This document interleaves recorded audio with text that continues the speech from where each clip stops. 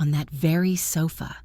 Her lover's hand slid around her waist. Her laugh echoed through the room, this time blasting from the speakers like a haunting melody. And then, the kiss. Emily lunged at Daniel, hissing, "Turn it off!" But it was too late. Everyone had seen it. The betrayal she thought was hidden was now projected across the very walls of the mansion she once called her crown jewel. And in that single moment, her pride turned into her public humiliation. But how did it come to this? How did a mansion, once celebrated as the ultimate proof of love, turn into the stage of betrayal? To understand, we need to go back to where it all began. My name is Victoria Steele. For more than 20 years, I have stood inside courtrooms where love stories collapsed, where betrayal demanded justice, and where dignity had to be reclaimed. I have guided over 1,000 clients through the storms of infidelity, asset battles, and custody wars. Each case is unique, but some remain unforgettable. And today, I want to take you inside one of those cases, the one I call the mansion built on betrayal. Now, before I take you deeper into this story, let me ask you something. Where are you watching from today? Are you in New York? Los Angeles? Maybe somewhere far away, late at night, headphones on, listening to this story unfold? Drop your city or country in the comments. I'd love to see how far this story travels, because betrayal, no matter where it happens, cuts the same way. And this story will make you ask yourself, if you discovered betrayal inside the very home you built with love, would you expose them or simply walk away? Stay with me, because in just a moment, you'll see how a dream mansion turned into a courtroom of betrayal, and how justice, once awakened, leaves no place to hide. And one last thing before we begin. If you don't want to miss more real-life stories of love, betrayal, and justice, make sure to like this video, subscribe to the channel, and hit the notification bell. That way, you'll always be the first to know when another shocking case drops. Now let's step inside the mansion. On the surface, they were untouchable. Daniel and Emily Whitmore, the couple everyone wanted to be. Neighbors called them the golden pair. Magazines wrote about their charity events, their lavish parties, their mansion that seemed carved out of perfection itself. But perfection is often a mask, and this mask was already cracking. Daniel had built the mansion with his bare hands and sleepless nights. Every detail was crafted for Emily: a music room for her piano, a courtyard where sunlight kissed her olive tree. To him, the house was devotion turned into architecture. To her, it became a trophy. One evening during a dinner party, the truth began to leak through the cracks. A guest raised his glass and said, "Daniel, this house is a masterpiece." But before Daniel could answer, Emily cut in with a smile sharp enough to slice pride in half. "Of course it is. This house is proof that Daniel knows how to keep me happy. He builds, I shine." Laughter erupted around the table. Her friends clapped, some admiring, some envious. Daniel forced a smile, lifting his wine to his lips. But the taste wasn't wine anymore. It was humiliation poured into crystal. In that moment, the man who built palaces felt smaller than the chandelier dangling above him. It wasn't just the words. It was the way Emily looked at him, like he was a workhorse pulling a carriage she was proudly riding. And that night, for the first time, Daniel felt like a guest in the house he had built. As weeks passed, Emily's warmth turned cold. Her laughter became rare, her touch mechanical. She started leaving the mansion more often. "Yoga classes," she said. "Late meetings," she added. But her excuses carried the weight of rehearsed lines, not spontaneous truth. Daniel noticed small things. The perfume she wore that wasn't his gift, the phone she kept face down on the table, the smile she no longer saved for him. To the world, they still looked perfect. To Daniel, the silence at their dinner table was louder than any music the mansion ever held. And viewers, that's when the fairy tale began to rot. Not in the marble, not in the chandeliers, but in the heart of the woman who once swore this house was built on love? The cracks became impossible to ignore on a rainy Thursday evening. Daniel had returned from a business trip one day earlier than planned. As he hung his coat in the foyer, Emily's designer purse slipped from the console table, spilling its contents onto the floor. Lipstick, receipts, and then an envelope. Daniel picked it up casually, intending to tuck it back inside, but the name printed on the slip froze him in place. Grand Imperial Hotel, Presidential Suite. 2 nights, paid in full. His heart didn't pound. It didn't shatter. Instead, it turned cold, like steel dipped in ice. Most men would have stormed upstairs, demanded answers, shattered glass with their rage. But Daniel Whitmore was not most men. He was a builder. And builders know the value of patience, of waiting until every brick is in place before the structure reveals its true power. That night, while Emily hummed carelessly in the shower, Daniel walked to his study. He opened his laptop and pulled up the mansion's security system, the same system he had personally designed and installed. He clicked through camera feeds, reviewing footage from the nights he had been away. At first, nothing. An empty hallway, a quiet kitchen, and then movement. The front door camera showed Emily stepping inside with a man who wasn't her husband. Tall, expensively dressed, confident enough to loosen his tie the moment he entered. Daniel watched in silence as the stranger placed his hand on Emily's waist, guiding her into the living room. She laughed, a laugh Daniel hadn't heard directed at him in months. They sat on the very couch he had chosen for their first home together. And then they kissed. The image burned across the screen, but Daniel didn't slam the laptop shut. He didn't shout. He didn't cry. Instead, he leaned back in his chair, breathing slowly, memorizing every detail. If betrayal was a wound, anger would only make it bleed. But silence, that was a weapon, and Daniel intended to use it. From that moment, the devoted husband disappeared. In his place stood a strategist, quietly assembling a case brick by brick, just as he had once built this mansion. The house he had created for love would now become the stage for justice.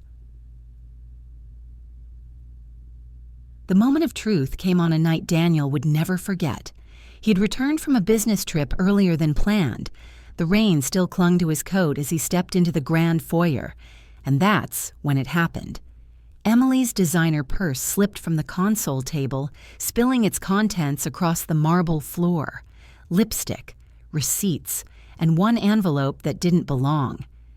Daniel bent down, intending to place it back without a second thought. But then he saw it. The words printed across the slip cut through him like shattered glass. Grand Imperial Hotel, Presidential Suite, 2 nights, paid in full. For a moment, he simply stared. The chandelier above seemed to sway, the light bending, the air heavier. The world slowed to silence.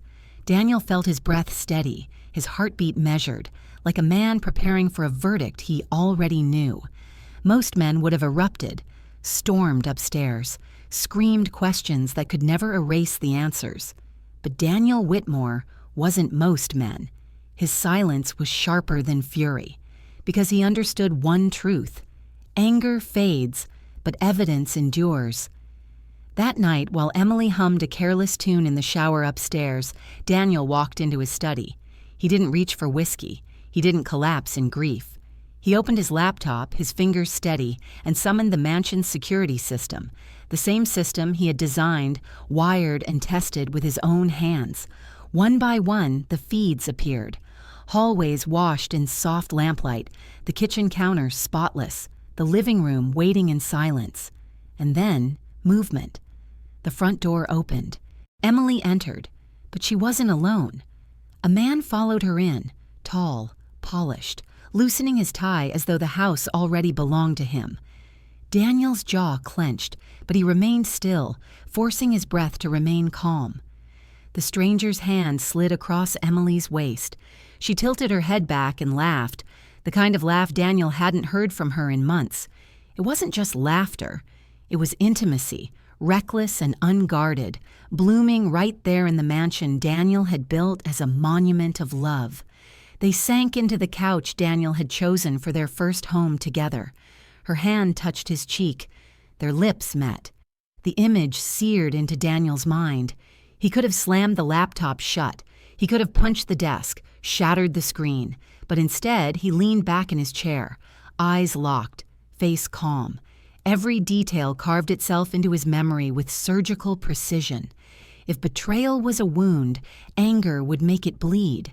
But silence could turn into a weapon, and Daniel intended to use it. At that moment, something inside him shifted. The loyal husband was gone. In his place stood a strategist. He would build not a house this time, but a case. Brick by brick, lie by lie, until justice itself would rise from the very walls that had betrayed him. What would you do if you caught your spouse betraying you in your own home? Most people imagine confrontation, shouting, broken plates, slammed doors. But Daniel chose a different path.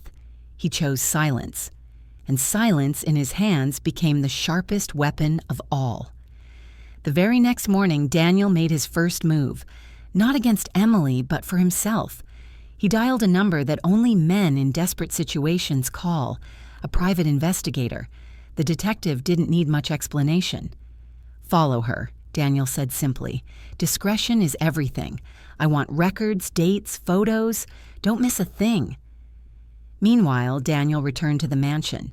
He knew the visible security system had already caught enough, but he wanted more. He installed hidden cameras, smaller, smarter, invisible even to Emily's careful eyes, behind air vents, inside decorative frames, even in the chandelier that Emily bragged about to her friends. Every laugh, every kiss, every whispered betrayal, they would all be recorded, stored, and preserved. But Daniel wasn't just building a folder of evidence. He was building a strategy. So he called someone else, his lawyer. Yes, viewers, this is where my role entered the story.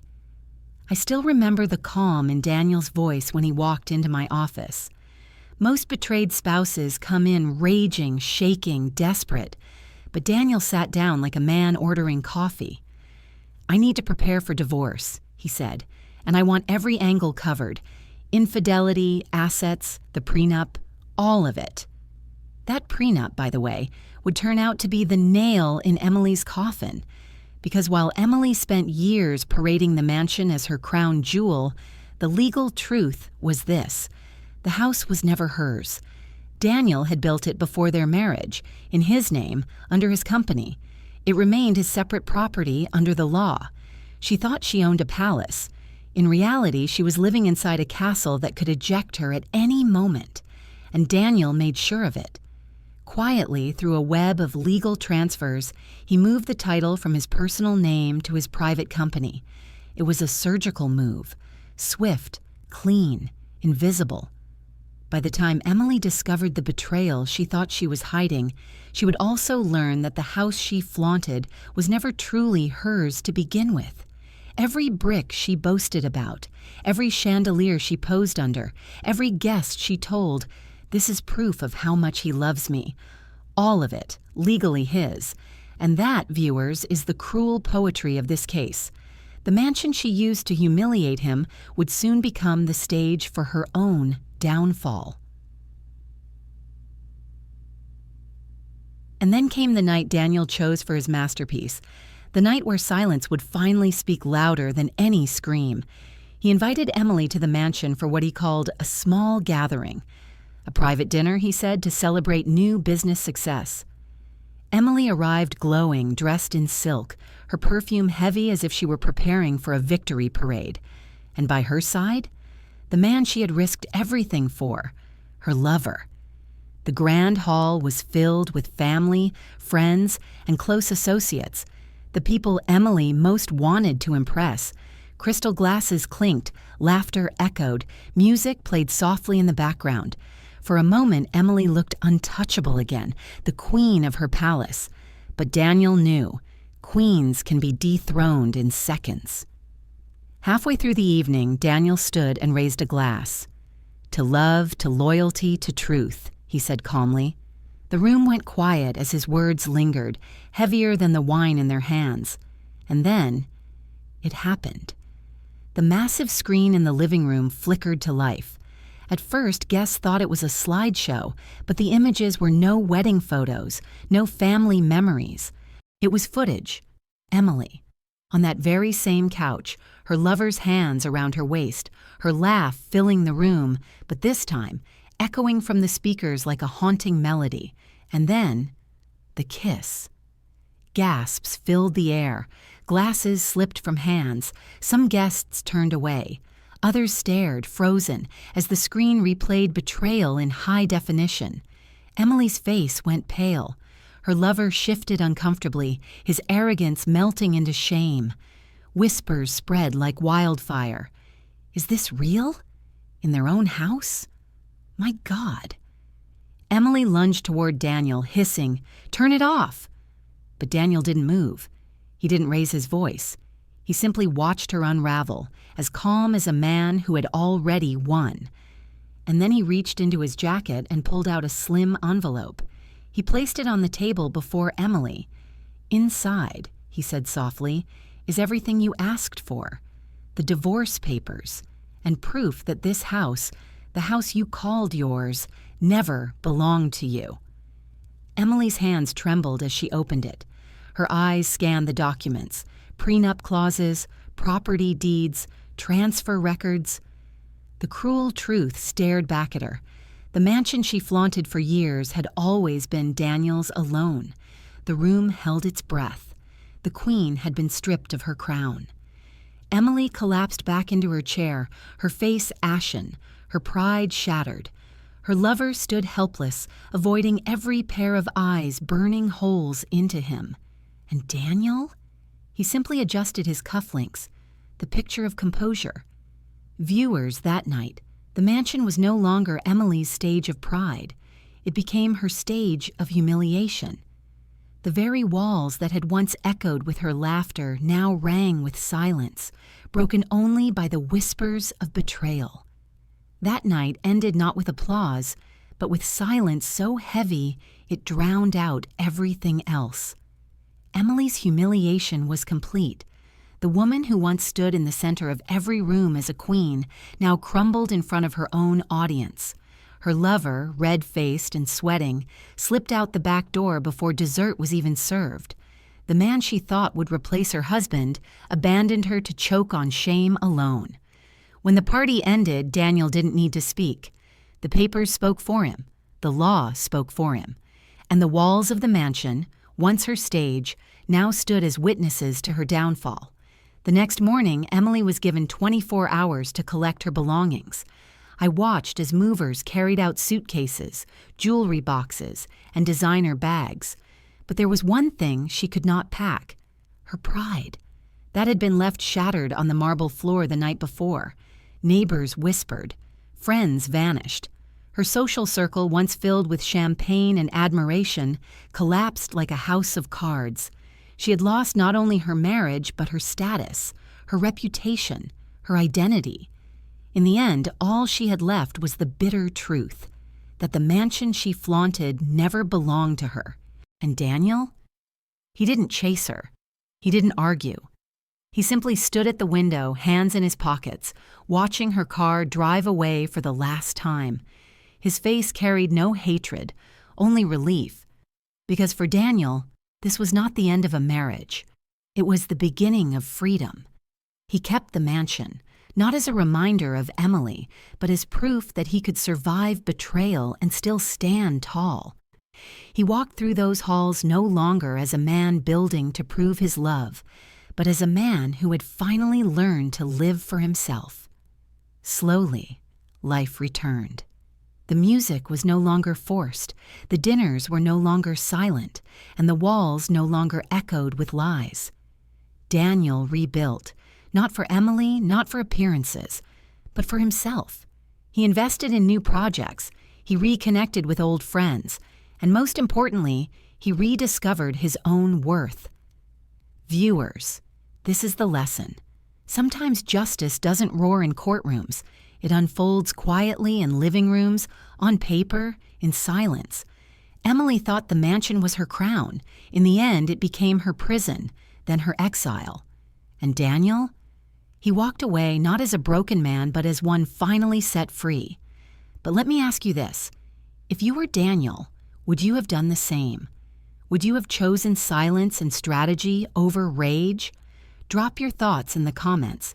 And so, the story of the mansion ends not with bricks and marble, but with truth and betrayal. Because here is the lesson, viewers. A house built on lies will always collapse. But when betrayal is exposed, truth becomes the strongest foundation. Daniel's story is proof of that. He lost the woman he thought he loved, but he gained something far greater: freedom, dignity, and the chance to rebuild his life on honesty. Emily lost everything because she built her world on deception. Daniel thrived because he chose truth. And now let me ask you, if you discovered betrayal inside the very home you built with love, what would you do? Forgive or walk away forever? Drop your answer in the comments below. I want to hear your thoughts. And if you don't want to miss more real-life stories of love, betrayal, and justice, make sure to like this video, subscribe to the channel, and turn on the notification bell. That way, you'll always be the first to know when another shocking story drops.